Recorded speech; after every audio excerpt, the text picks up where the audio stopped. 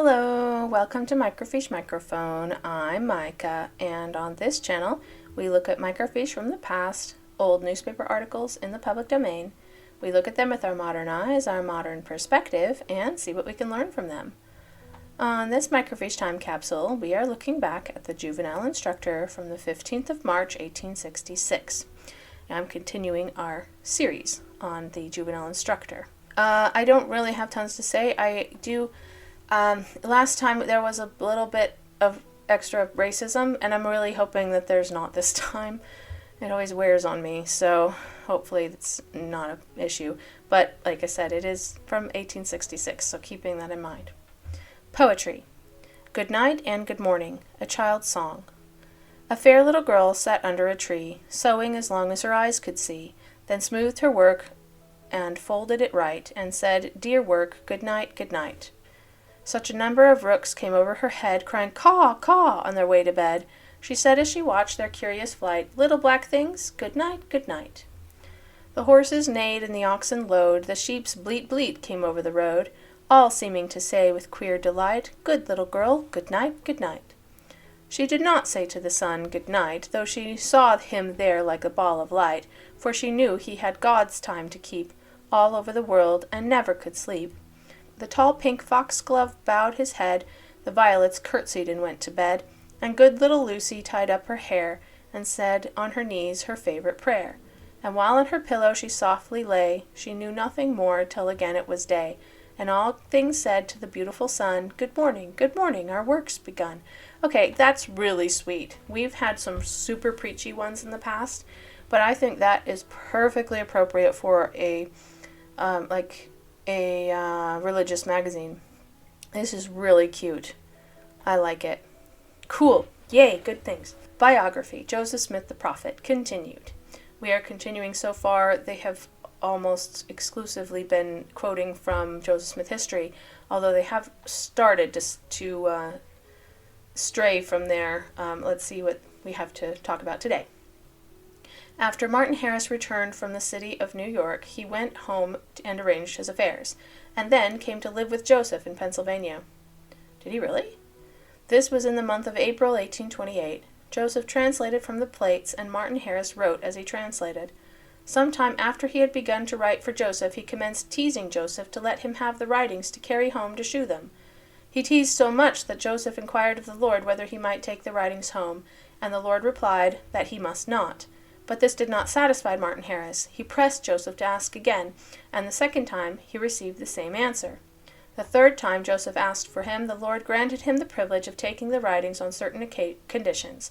These conditions Martin Harris bound himself in the most solemn manner to observe. But he did not observe them, and broke his covenant, and lost the writings. The Lord was displeased with Joseph for wearying him as he had done about the matter, and he took the Urim and Thummim and afterwards the plates from him. All right, it does make sense that Martin Harris was living with him at the time. I somehow hadn't quite put that together in my head, but yeah, it does make sense. This was a great lesson to Joseph, for it taught him that when the Lord once told him not to do anything, he ought not to continue wearying him for the privilege of doing it. This is a lesson which children should also learn. When they ask their parents for the privilege of doing something or going somewhere, and their parents say no, they ought to be satisfied, and not continue to tease them to say yes. Joseph humbled himself before the Lord and gave him the plates and Urim and Thummim again.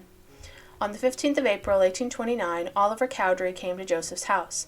He had been keeping school in the neighborhood where Joseph's father resided, and had boarded with the family. The family had told him about Joseph, having received the plates, after hearing which he started to Pennsylvania to make inquiries of Joseph. 2 days after his arrival, Joseph commenced the translation of the Book of Mormon, and Oliver Cowdery commenced to write for him. From the time that Joseph commenced to translate, he received a great many revelations concerning the work of the Lord, which he had commenced, and the fullness of the gospel which he was about to send forth to the nations of the earth. These gave him great light, and prepared him for the position which he had to occupy. Having found baptism for the remission of sins mentioned in the Book of Mormon, Joseph and Oliver Cowdery felt led to inquire of the Lord respecting this ordinance. For this purpose they went into the woods to pray. This was on the 15th of May, 1829. While praying for this knowledge, a messenger descended from heaven in a cloud of light. He told them that his name was John, the same that is called John the Baptist in the New Testament. By reading in Matthew 3rd chapter 13th to 17th verse, you will see that it was John who baptized Jesus. And by turning to Mark 6th chapter 16 to 29th verse, you can read about John being killed. John held the keys of the Aaronic priesthood, and he told Joseph and Oliver that he acted under the direction of the apostles, Peter, James, and John, who held the keys of the priesthood of Melchizedek. He laid his hands upon their heads and ordained them to the Aaronic priesthood. He told them that the Aaronic priesthood had the authority to baptize by immersion for the remission of sins, but not the power to lay on hands for the reception of the Holy Ghost. That power, he said, would be conferred upon them hereafter. He gave them directions about baptizing. The same day they went and were baptized. Joseph baptized Oliver first, and afterwards Oliver baptized him. When they had finished the baptism, Joseph laid his hands on Oliver's head and ordained him to the Aaronic priesthood, and Oliver then laid his hands on Joseph's head and ordained him to the same priesthood. This they had been commanded to do by the messenger. As soon as they were baptized, the Holy Ghost fell upon them, and they prophesied a great many things which should shortly come to pass. These were the first baptisms of which we have any account, that had been approved and sanctioned by the Lord for upwards of 1400 years. All the churches that had been built up during those many hundred years had been organized by man, without the direction of the Almighty. The wicked had killed God's servants, who held the holy priesthood, and there was no man left upon the earth who could baptize or do anything else in the Lord's name that he would acknowledge. Although Joseph had seen and conversed with heavenly beings, he did not, therefore, have the right to baptize any person or to administer any ordinance belonging to the kingdom of God. He had to wait until he was ordained, and had the priesthood conferred upon him, before the Lord would acknowledge his right to baptize. There was no man on the earth who could ordain him to this power. Men, therefore, who had held the keys of the priesthood when they were on the earth, but who had been killed, had to come from heaven and ordain Joseph.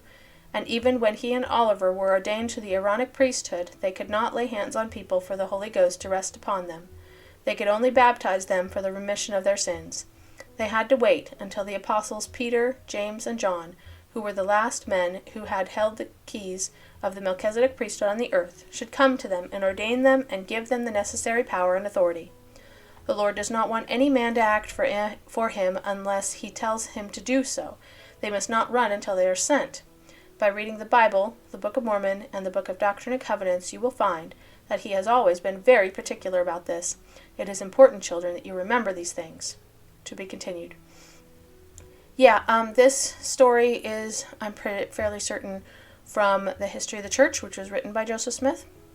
There are like 5 volumes. It's really long, but something like that. This is also a well-documented thing that happened. Anyways, I think that it's really good that they're keeping to the facts, and I also like that they're applying it to the people of the day. Remember to obey your parents and not to try to wheedle, Be like, oh, Mom said I couldn't go, so I'm going to ask Dad, and maybe if I ask it just right, and then it will be like, oh, of course you can. You don't wheedle, just obey, it's fine. You don't have to go to everything. And also saying, don't forget that the Lord doesn't want people to act like they're doing anything for him if he didn't ask them to. And I think that's true of anyone. I mean, if somebody went up and said, oh, I'm here for, to act in behalf of Micah, then I would want to be someone that I asked them to do that, yeah? If I didn't ask them to do that, then that's just straight up fraud. So, let's not do that, yeah? All right. Saying her lesson. Here is a nice little lady who seems to be saying her lesson to her mother, probably before she goes to school. She is very neat and pleasant looking, but she has evidently forgotten something, and her hands have wandered to her apron, the hem of which she is rolling in her fingers, while she is trying to remember her lesson. Her mother is very patiently waiting for her to recollect it, while her little brother and sister are sitting by mother's side, both intently looking at a book, seemingly much interested in it. The little girl who is standing would make a good pattern in neatness and cleanliness for many other little girls to copy after, although she has forgotten part of her lesson.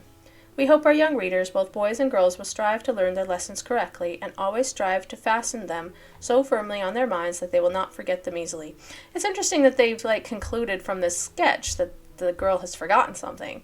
I mean, I don't know that that's true. I mean, she's saying something and the mother's listening. Like, that's... it's a little jumping to conclusions now, isn't it? Now, it is sweet that they're like, okay, here's an example of what you should do. Now, that is cute, okay? Now, there are definitely times when it's very sexist in what they're saying, but this one's sweet. Yeah, I'll take it. How to tell the number of days in any month.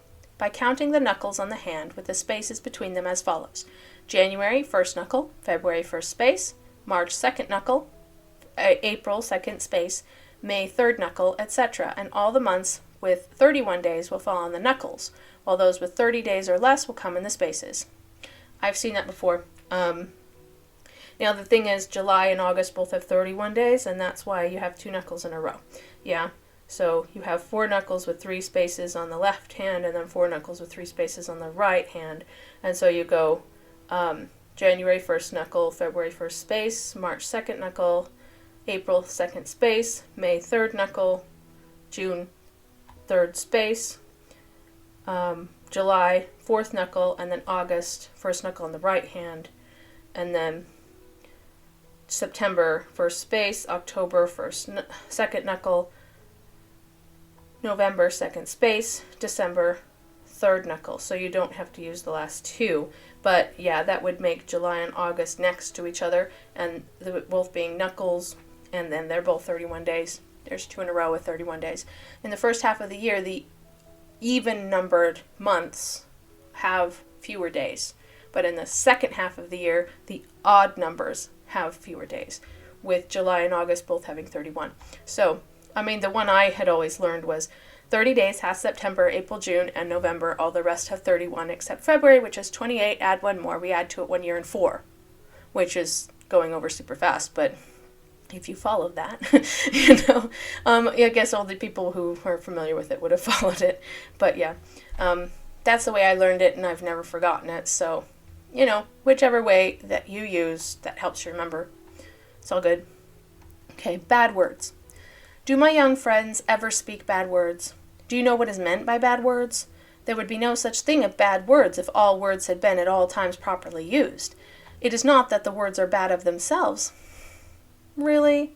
But some words which have been applied wickedly or to express impure and vulgar thoughts are called bad words in consequence of the bad use which has been made of them. Good girls and boys will be careful and not speak such words as good people dislike to hear, while bad children, those who have not been taught better, and some who do not mind what has been taught them, are in the habit of indulging in very uncouth and vulgar expressions and naughty words. I once knew a little girl, her name was Matilda, and she had an excellent mother who taught her to be loving and kind, and how to be polite and amiable and treat everybody with respect, and she tried to do as her mother taught her. Matilda would not speak a bad word for the world, and if she heard the servants speak such words as servants, gosh, signs of the times, yeah, as her mother told her were wrong, she would tell them how wicked it was and beg them not to use them any more, until they felt ashamed of being reproved by a little girl and quit using bad language. One time, Matilda came running to her mother in haste and told her that one of her father's hired men had just been speaking a very ugly word, but she dare not tell what it was, but said that she would tell her mother what it was like. Her mother said to her, "Well, my dear, tell me what it is like." Matilda said, "It is like a darning needle, only it has not got the ing nor the needle to it." Her mother could not help laughing, but she was very proud that her little daughter was so good and so watchful lest she might do wrong in even repeating the improper words of others. If any of my little friends should ever feel tempted to swear a curse, or to use coarser and vulgar words, or to speak mean and low phrases in their conversations, I hope they will think of Matilda and her darning needle, and forget all bad words, and never make use of them. E.R.S. Oh, Eliza R. Snow. Yeah, she's a bit preachy. However, this one is a little weird to me, because clearly the word that the person said was darn. And to think that that was considered a bad word at the time. Yeah, I mean, it's not, is it? And I don't really feel like it ever was. I do understand the sentiment of not wanting to repeat the actual word, and I used to be like that as a kid and even as a young adult. because I don't swear and I never really have, but I do understand that other people have done it. So I'm not going to criticize anybody for doing it, so don't misunderstand me. But I also don't really agree with what they said at the beginning with when they say that there are no such things as bad words. I disagree. There are some words that are inherently curse words. Inherently curse words. And no matter how you use it, it's still bad. Yeah? But I do think that that's true of most words. If you use them properly, then they wouldn't be bad. Yeah? But I do appreciate this, explanation to children and encouragement to use proper words and not indulge in bad language. Yeah?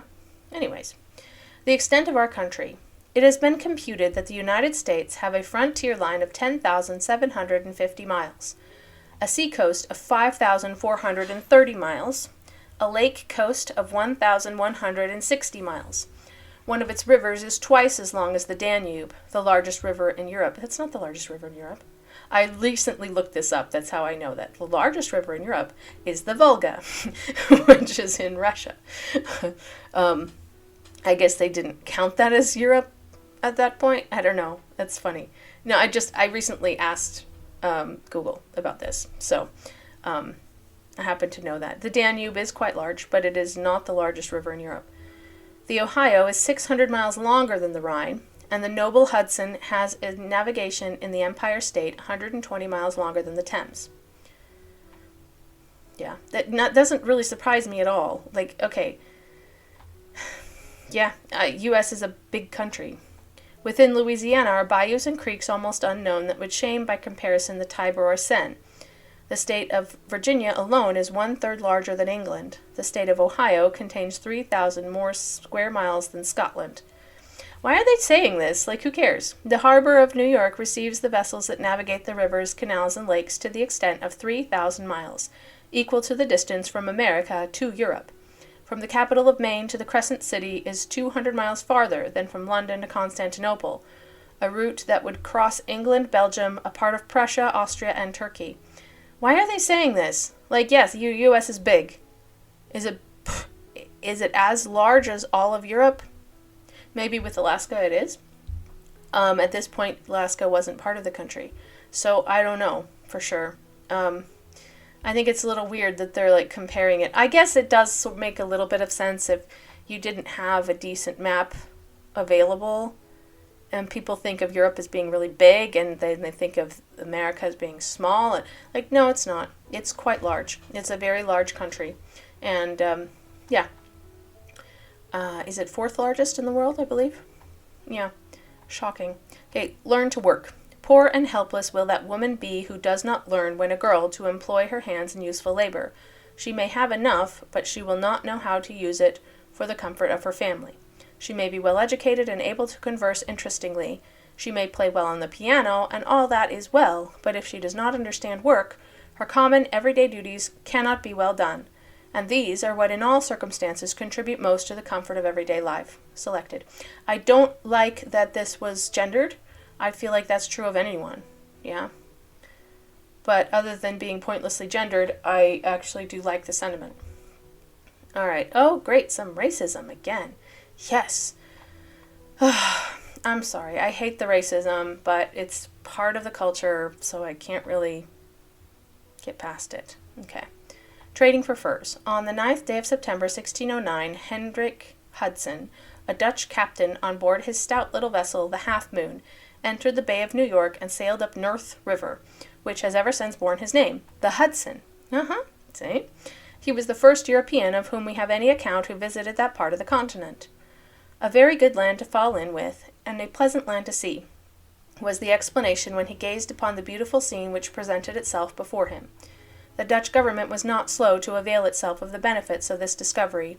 A charter was granted, and the country taken possession of, and received the name of New Netherlands. Yeah, I heard that. The town of New Amsterdam was also laid out. Yeah, that's New York, yeah.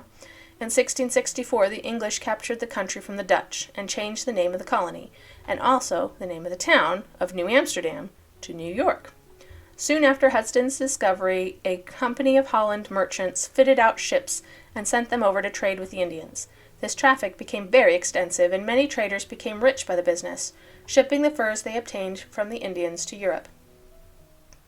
Our picture above is intended as a description of one of these scenes of colonial life.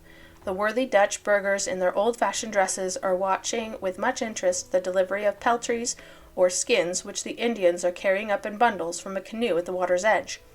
The central figure among the white men, he with the striped hose, is evidently a man of importance. The Indians seem to look upon him as such, and his white companions stand with becoming deference a little behind him. From the expression on his face and his attitude, we would judge that he himself is fully conscious of his own dignity. That's not that surprising, though, is it? I mean, if somebody is chief of an area, then he knows he's chief of the area. You know what I mean? Like, having that be a surprise is what surprises me. It's like, oh, he actually knows that he's important. Like, yeah, if you're an important person, you know that you're important, He's not an idiot. Do not swear. Well, geez, didn't we already cover this? Gosh. Okay. Well, I'll swear, blah, blah, blah.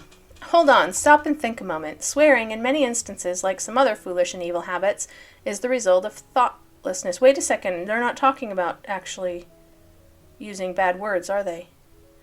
Oh, it's like, I swear I will do this or that, right? What do you gain by it? Nothing. You may say that it gives vent to your feelings. Such feelings as require that kind of vent are little flames in a storehouse. They should be smothered. But is it not brave? No. A brave man should be capable of controlling his feelings. Such an one is a greater than he that taketh a city. Well, but General Jackson was a great man, and he used to swear. Yes, but General Washington was a greater man, and he was not a swearer. You should never swear, because it is forbidden by the Almighty your Creator, because it is forbidden by the laws of the land, because it is not allowed in respectable society, because it is foolish and worse than foolish waste of words, employed in a wicked manner, because it has never been, nor ever will be, any benefit to yourself or anyone else, and is likely to bring upon you the contempt of all sensible men, and because, as the old Arab proverb says, curses are like chickens, and always come home to roost. Gee, this is a weird piece of advice. I say it's weird because, who cares, Like, what are you doing? It's more or less a colloquialism than it is, a thing that you're actually, I don't know. It's so funny. The little things that they used to reprove. I know that around the turn of the century, around 1900-ish, people had issues with ice skating rinks. You're just looking for something to get annoyed about, aren't you?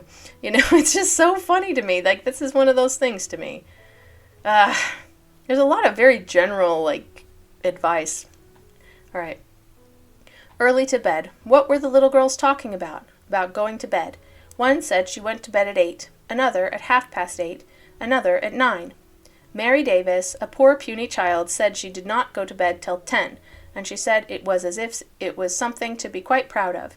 Perhaps she thought it made a young lady of her, as some foolish little boys think smoking will make men of them. Fanny, they asked, what time do you go to bed? I go at 7, answered Fanny. Go to bed at 7, they all cried, pointing their fingers at her, before I'd go to bed at 7. Go to bed at 7, cried Mary Davis, tossing her head. Do you not suppose they hurt Fanny's feelings? Indeed they did. Fanny never knew before that going to bed at 7 was anything to be ashamed of. She thought going to bed early was proper for little children. Her mother said so, and was not her mother right? I think so. You must tell the little girls, said her mother, that you want to catch all you can of God's beautiful sleep. It is the best time of it, and that is when he first draws the curtains of the sky. The little birds know, and they go to bed early. They never ask to sit up. Going to bed early makes children healthy. It makes them strong. It gives them bright eyes and red cheeks. It makes them cheerful and keeps the temper sweet. God gives to nobody such sweet sound sleep as he gives to the children. How many grown-up people wish they could sleep as sweetly as a child? How many envy a child's sleep? How many would be glad to buy or borrow or steal it? But they cannot. Nobody can have a child's sweet sleep but a child. Therefore how foolish it is for children to try and keep awake, or to want to sit up late. They are throwing away one of God's best gifts to childhood. Little feet, little bodies, little eyes are tired enough to go to bed early. Then little eyes wake bright and early, little feet jump up bright and early, and little bodies are happy as the early bird singing on the plum tree. Child's paper. It's a little weird. I know that children do this.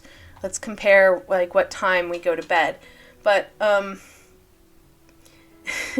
saying, like, making fun of the girl who went to bed early is also pretty normal, I think. I mean, children can be kind of rude and mean to each other.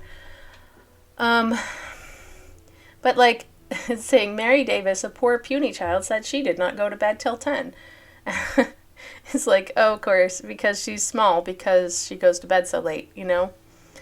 I'm sure that the girl who goes to bed at 7 wakes up very early in the morning, too. So, it's just a question of when you go to bed. I understand that whether you go to bed early or late, it doesn't really matter in the grand scheme of things, as long as you get a decent amount of sleep. All right, cultivate good habits. Have we not been talking about this topic the entire time? It's like we have a theme this time. Like, good habits. All right. In childhood and youth, bad habits are frequently formed which cling to those who acquire them through their lives. How many young men are there who are now slaves to the habits of chewing and smoking tobacco, who learned those practices when they were boys, probably herding on the range or in the canyons, or in some place where they could chew or smoke without their parents knowing about it? How many women are there who drink tea and coffee and feel that they are lost when they do not have one or the other to use at their meals, who acquired the habit when they were girls? Could they then have seen all the consequences of learning these habits, how strong a hold they would have upon them, and how inconvenient they would be to them in the after years, it is very probable that many, if not all of them, would never have acquired them. The little folks who read the instructor, we hope, have never tried to drink tea or coffee, or chew or smoke tobacco, and we trust they never will. You are young now, and you can commence right. If you never learn to like the taste of tea or coffee, or tobacco, you will never want them, neither will your stomachs crave or your mouths water after them, as those do who accustom themselves to their use. Those who do not use these articles are more likely to have good health and long life than they were to use them. When we have been on trips in the mountains and on the plains, and in the companies have been short of tea, coffee, and tobacco, we have pitied those who have been in the habit of using those things. They have been so miserable, they could not enjoy their food, and they would be cross and disagreeable to themselves and everybody else. But those who had never had used these things would be cheerful and contented, and could satisfy themselves with cold water for their drink. Besides, those who do not have those habits could, in the most of these instances, endure hardships better than those who were subject to them. When people who are old, and who learned to use these things before they joined the church, drink tea and coffee, and chew and smoke tobacco, we should feel sorry for them. They did not have the opportunities that our little readers have of knowing how bad those habits would be, or of knowing the Lord's will concerning the tobacco and hot drinks. But when we see young men and women who have been brought up in the Church of Jesus Christ of Latter-day Saints, chewing and smoking tobacco and drinking tea and coffee, we cannot help thinking how foolish they are to make themselves slaves of such nonsensical habits.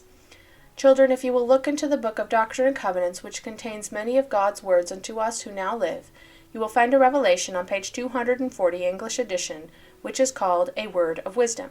In that revelation we are told, among other things, that tobacco is not for the body, neither for the belly, and is not good for man, and is an herb for bruises and all sick cattle to be used with judgment and skill. And also that hot drinks are not for the body or belly. Now this is God's word, and of course ought to be believed by everybody, because he knows that which is good for us, and also that which will harm us, better than we do ourselves. Boys, when we see other boys chewing and smoking tobacco, do not be led by them to do so yourselves, even if they coax you to try. It is a disgusting, filthy habit, and your breath and clothes will be disagreeable to everybody who comes near you. Recollect also that it is not good for man. Girls, when you are out visiting or at any other place where girls may be drinking tea and coffee, you may be pressed to drink with them, and they may tell you that it would be more sociable for you to do so. But do not mind what they say in favor of your doing so. Be firm, and tell them that you do not wish to drink tea or coffee. Remember that hot drinks are not for the body or belly, and if you wish to have a clear, attractive complexion, abstain from drinking tea and coffee. And if you do not commence to use these drinks when young, it will be easy for you to refrain from them all through your lives. What the flip was that about an attractive complexion? They didn't tell the boys that they would have an attractive complexion if they don't start smoking. They said it's about your breath and your clothes. And people won't want to come near you because you stink. So the attraction for the boys is that they won't smell bad, and for the girls, it's that they will look pretty. Plus the fact that they are concentrating on the girls starting to drink tea and coffee, where they're concentrating on the boys starting tobacco. Now, what I think is that was actually based on real conditions, where the boys were more likely to start with tobacco and the girls were more likely to start with tea and coffee. Yeah, it's just a guess, but I'm trying to think the best of them, you know. But the way they sell it is a little bit weird. It's a little sexist. All right, voices from nature. The eye. To understand somewhat the nature of the Almighty Being who created this world, let us look around and examine the works of his hand. And we will find that he, like a careful master, not only contemplated the usefulness of his creations, but had also, with the true spirit of a great artist, their beauty in view. Of all the beauties in nature, the human body is the most refined, the most complete of man. Again, the face is the most expressive part, and of the face, the eye. In it, the master hand of God has wrought the gem of the physical world. The eye is the organ of seeing, which the Creator has placed nearest to the brain to indicate the superior value of its office. That's not why it's closer to the brain. I understood it's close to the brain so that it can interpret more quickly what you're seeing, so that you don't have to travel as far, yeah? It also would increase reaction time if you don't have to travel as far. I'm just saying. To indicate the superior value of its office. Yeah, okay, I'm sure that's the reason. Laying in 2 large cavities of the skull and being otherwise protected, God has tenderly cared for his preservation. Being often called the windows of the soul, the eyes have even their shutters in the form of lids, which constantly wink with such rapidity that our sight is not interrupted by it, to keep the eyeballs moist. There are some muscles attached to the eyes in various places, by means of which they can be turned to the right and left, lifted up or cast down with great velocity, and yet so gently that we do not feel it. They are so delicate, and at the same time the smallest grain of sand will cause them to feel pain, and fill them with water to wash it away. When we are tired, the lids drop gradually and close of their own accord during sleep. The eyeball is a white shell, tilled with a color, less fluid, perfectly dark inside, which we perceive through the pupil.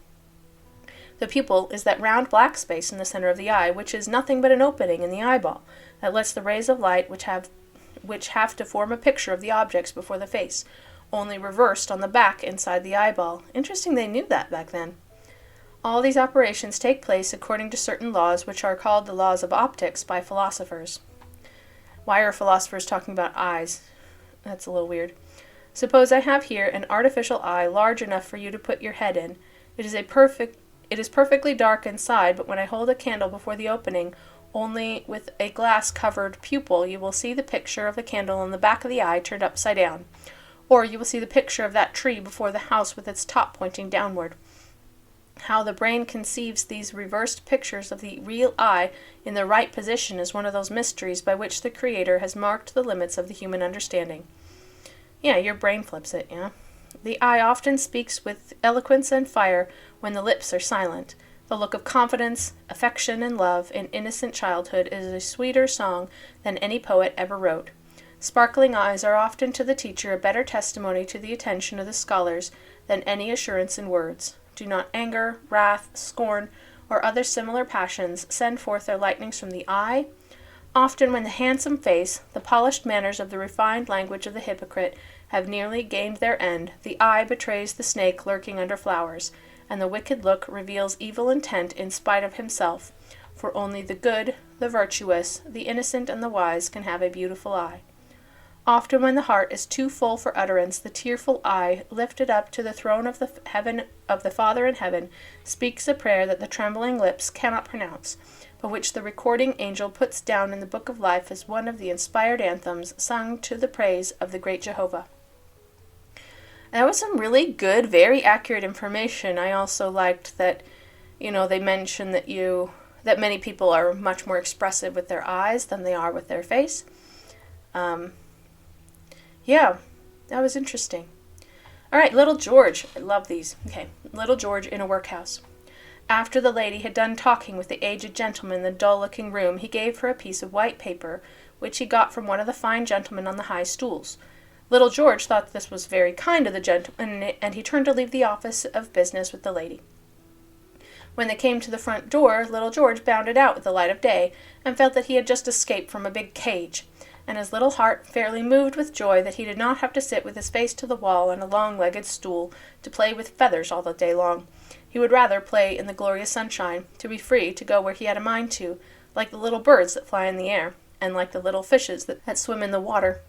After they had got fairly into the street, Little George clung fast to one of the iron railings and would not go with the lady any farther. She asked him why. He replied that he did not want to go to see any more shows like that on the other side of the green door, for he supposed that the lady was taking him through the city to see the sights, which he felt was very kind of her. She spoke kindly to him, telling him not to be afraid, for she would only take him to another fine house, where there were a great many little girls and boys to play with, and where there were nice gardens, pretty walks, beautiful flowers, and plenty of butterflies. Butterflies, huh? These kind words won his confidence at once, and this picture was just such as pleased this little untaught child of nature. He went along with a glad heart, and began to wish that he might never leave the kind lady's side again. They traveled on until they began to leave the big city, and they were approaching a large building that stood upon a high piece of land, surrounded with lofty walls and fine gardens. The lady told him that they were going to call it that house, and then he could go to his play again. They walked for some time along a high, dismal-looking brick wall, until they came to a narrow door in this high wall. When they passed through this narrow door, they found themselves between high walls on each side of the flight of big stone steps, which led up to a black, ugly-looking door full of big nails with a grating on it. The lady knocked with a large iron knocker, when presently a rough-looking man put his face to the iron grating and said, "What do you want?" The lady did not say anything to him, but gave him the piece of paper which she had received from the aged gentleman with the spectacles. Little George almost trembled with fear, and asked the lady in a whisper what they had put that poor man inside of that iron cage for. "Is he a crazy man?" Before the lady could answer the little fellow's question, heavy iron bolts were being moved back, and the door opened slowly and wide enough for the rough-looking man to reach out his arm and take hold of Little George, and pull him inside of the black door with the iron grating. The door closed, and the big bolts moved again into their places. Little George screamed with terror, crying aloud to the kind lady for help, but she hastened away beyond the reach of his cries. He was locked up in an English workhouse. When the lady did not come to his aid, he offered the rough-looking man the halfpenny which she had given him, and 3 marbles to let him go. He now felt that he would give all the world for liberty. My readers no doubt feel very sorry for this little homeless boy, and very angry with the lady for giving him to the rough-looking man, but we must leave him inside of that black door for the present. I will here tell you that the room, on the other side of the green door with the big brass nails, was a poorhouse commission office. The gentlemen upon the 3-legged stools were clerks, and the feathers that Little George thought they were playing with were pens, with which they were writing, and the paper which the gentleman with the spectacles gave to the lady was an order to the governor of the workhouse to admit this homeless boy. Little George felt that all the world had forsaken him, and that he had been enticed into a great trap with a halfpenny, and by that lady who had pretended to be so kind to him. He was mistaken when he blamed her, although it appeared otherwise to him.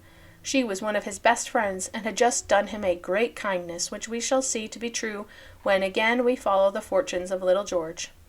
That which we are apt to look upon as the worst of calamities is often one of the best and most fortunate circumstances of our lives. When Papa chastens you and Mamma scolds, it is not pleasant, but when correction is wisely given and is properly received, it will always do you good instead of harm. Uncle George. To be continued.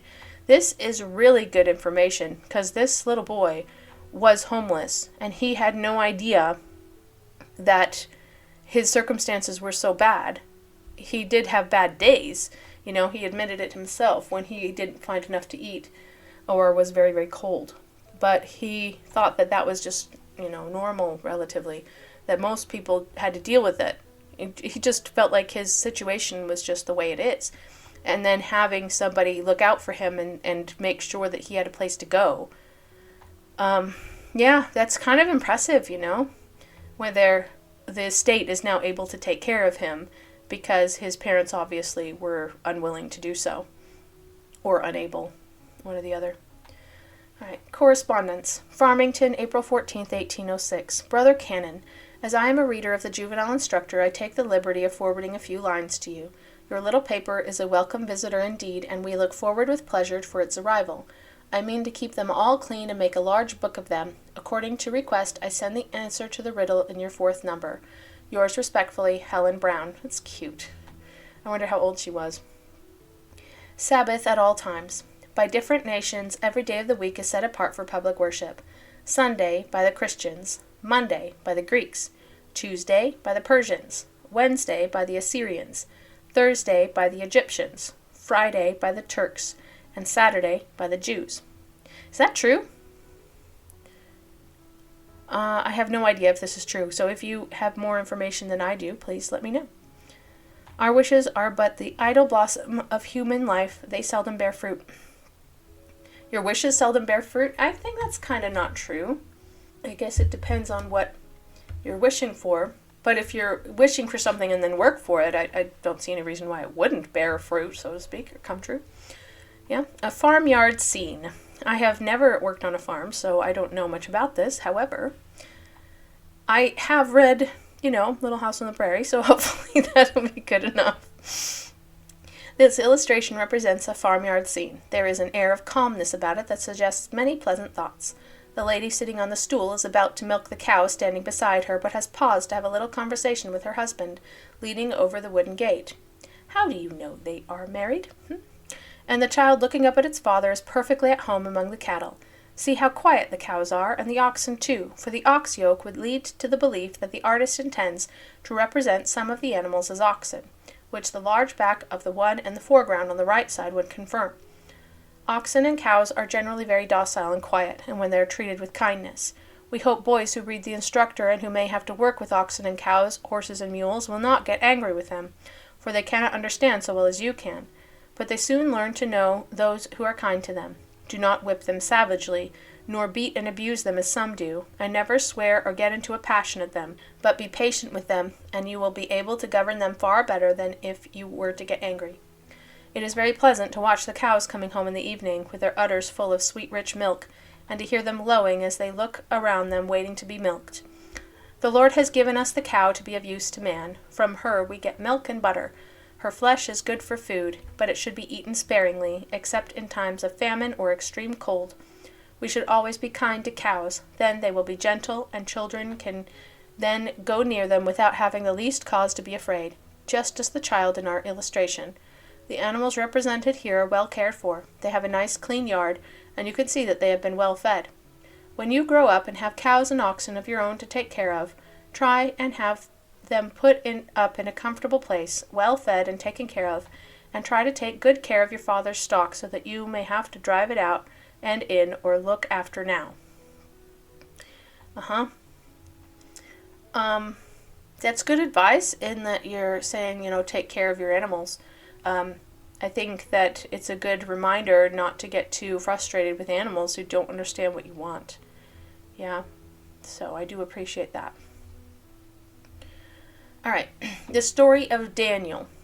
Little children are very fond of hearing stories told. When I was a small child, I often teased my mother to tell stories, and nothing pleased me better than for her to tell me a story as a reward for doing my little tasks well. But I remember I always wanted to know that the stories that I listened to were true. There are plenty of true stories, and truth is much more interesting than falsehood, while truth is worth remembering and falsehood is not. I am glad that the Lord has put it into the heart of Brother Cannon to publish this little paper on purpose for children to read, that instead of asking their parents and friends to tell them stories and many useful things, they may ask them for the Juvenile Instructor, and then they can read and understand for themselves. I am now going to tell you a story that is written in the Bible, and one that will be useful for you to remember. The Bible is a large book for children to read, and it is not easy for them to find the most interesting parts. But there is very much in the Bible that would be well for them to know and understand when they are quite young, and many things that you all would take pleasure in knowing. No doubt all of you have both read and heard about the ancient prophets. I will tell you of one who's Daniel.